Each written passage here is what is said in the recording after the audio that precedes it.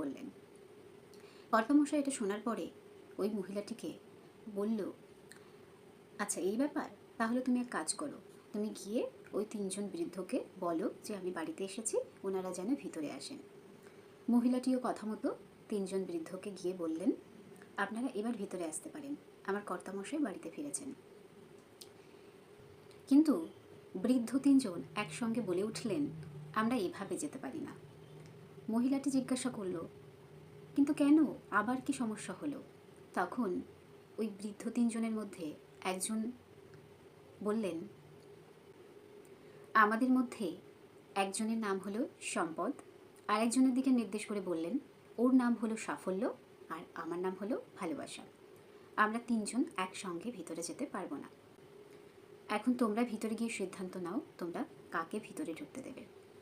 মহিলাটি ওই বৃদ্ধদের কথা মতো তার